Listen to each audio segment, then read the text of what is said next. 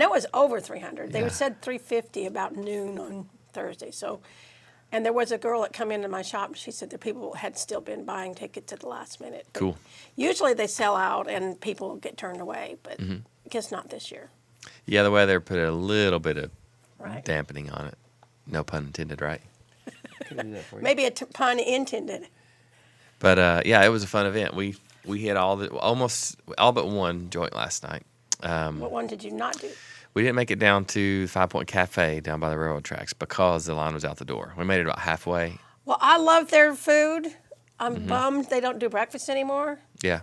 because a friend of mine and I used to go breakfast about once every 2 weeks. The only thing I have to sit on the other side of the room because she's got fudge and I have that infamous chocolate could kill me allergy. That's a tough one. Yeah. But yeah, it was fun. They had some music playing and a couple. There was like 5 or 6 stores that were open last night, and Me included. Yeah, we. And you got a discount too if you shopped at well, those the stores. discount, if you have your tickets, the discount lasts for another month, I think. Does it? Yeah. That's Everybody nice. probably threw their tickets away, and now that's no good, right? Yeah, dig them out of the trash, right? Well, we are live today with Susan from Hyderhangout, Yeah. our regular guest, and she's got another. Is this one more of the squares? This is stars. Yeah, these are all Okay. stars. So. Right. And I got some history, so I told you last time that I was going to try to find some history for the one I had last week. Do you guys remember what it was called? Susan Square. Well, besides that, the traditional name. I thought that was the traditional name. Back in the 1600s, they were making yeah, there's Susan Square. Susans in the 1600s. Yeah. Well, that one was called the Free Trade Block, remember? Mm-hmm. And I'm having a horrible time trying to find any real history on that one, but I did find a little, how do you do to it? So I'm going to read this paragraph on this. This is from a Origin of Quilt Block Names by Penny Hallgren.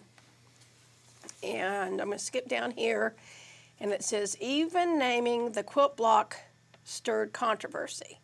A block named Whig Rose and Democrat Rose created a debate to which was the correct name.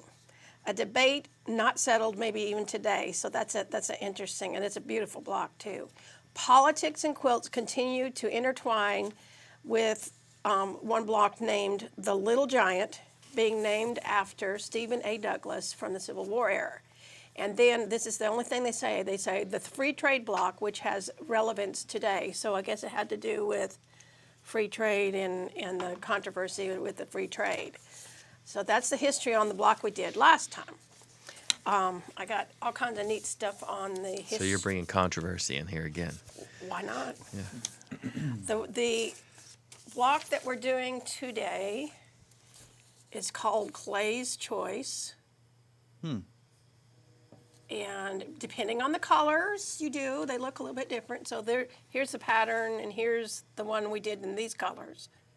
So it looks a little bit different using your colors. We did it this way here because we wanted the star part to show more on this one.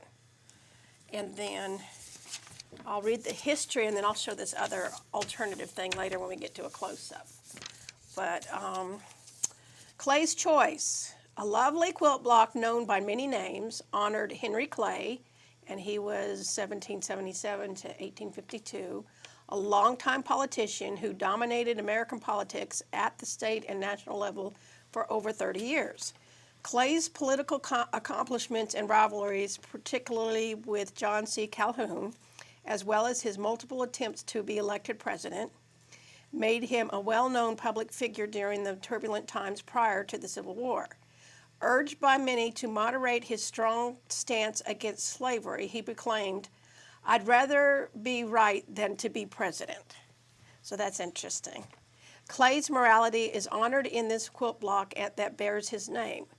With its variety of names, it has also been known by this block preserves many of the issues and events of history. Other names for this block referring to Henry Clay are Clay's Favorite, Clay's Star, Henry of the West, and Harry's Star. I guess Harry for Henry, nickname. As many pioneers pioneer families migrated westward, the next generation eventually forgot about Clay, Calhoun, and the bitter politics, and this block soon became known as the Star of the West. So there's history. There's really neat history about that. But this is the block. This is the block that we're going to do today, called Clay's Choice. And you can see we're doing a series with 6 stars. So that's an interesting star here. And we're going to go over here to. Can we go to the close-up now, so I could show these? Yep. Give me 1 second. 1 second. I got it. It didn't wake it. Oh, it's looking at him. Okay, well, we'll keep talking over here. We have the pattern here. And it's a 12-inch finished, which means the block all the way around before you sew it in. You ready?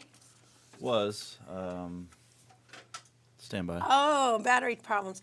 Anyway, here's the block, and it shows you all the pieces that you need here, how many of each. Put auto. Good. Okay, we're ready? Yes, ma'am. Okay, here is showing 2 other ways that you can put them all together and have some differences. Here's the blocks put in rows, and then there is 12 of the blocks there. And that's really interesting. And then they've got the sashing in between. This one here, and what did we learn last week of how they're set in here? On point. Yes. Yes, so Susan these are was all on on point. point, and then the sashing goes this way. So that's various ways you can put the blocks together. Now we're going to go to the pieces here, and we will be you make 4 of these. So you have a 3.5-inch square of one color and 3.5-inch square of the other. And you make 4 of these. And then you make 4 of, what are these called, guys? Half square triangles. So you make 4 of those in the pink color in this case, and 4 of those in the blue color in this case. And these are pressed towards what? The dark side. And there's 2 ways to put these together. There's one way that's called putting them together as a 4-block. So you put, in the 4-patch, you put these together like that. So the half square triangles, and you got to make sure you put them together the right direction. Because if you put them together like this, it'll turn out some other block. Josh's block, right? But if they're like that, it won't work. So you put them together like that, and then you take your squares and you sew them together like that, and press them towards the dark side. So you make 4 of these, and then you'll end up putting all 4 of those together. So you have one there, and one there, and one there, and one there. So that's very, very simple that way. The other way you can do them, when people like to do rows, is you will make 2 rows like this one. So you have your pink and your white, and you put a blue on it. And of course you have 4 of these. So you make 2 rows exactly like this. So you have 1, 2 of those. And then you make 2 rows like this. So you have that put together correctly with the white there. And then the pink and the blue. Sew those together. Okay. So you have 2 of those, 2 of those, and 2 of those. And you will put them together to go on here. This is right here.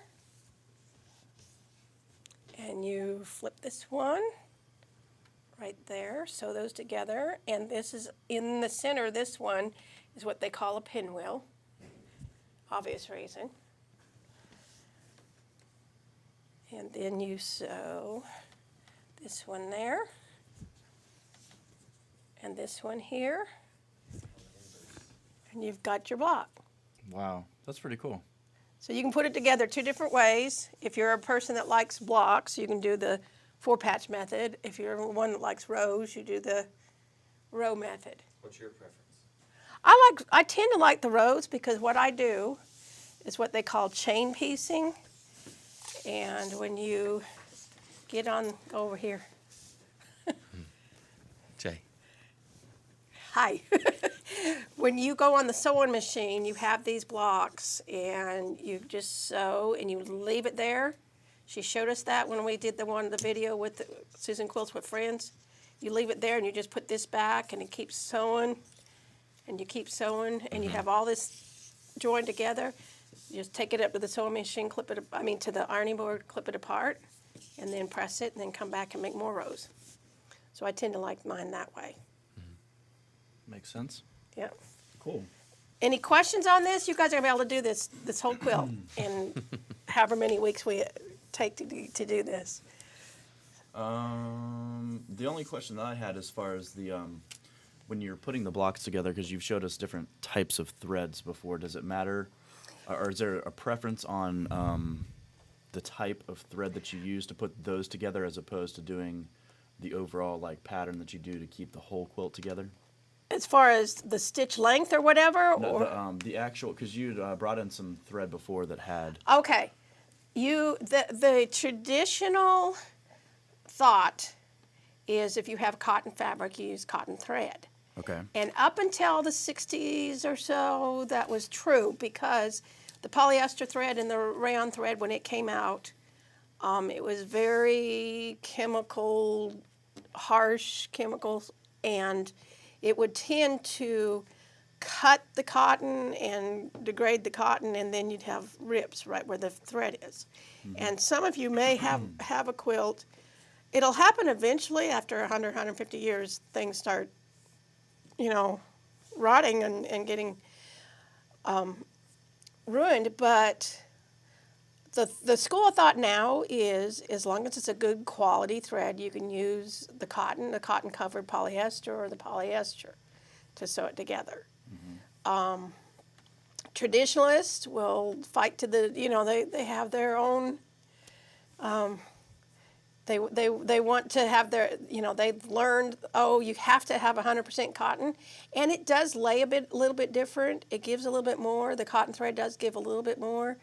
And then there's the really nice cotton thread that's what they call the Egyptian cotton. And the Egyptian cotton is longer filaments. So it's cotton or cotton covered polyester or polyester. I use a little bit of everything.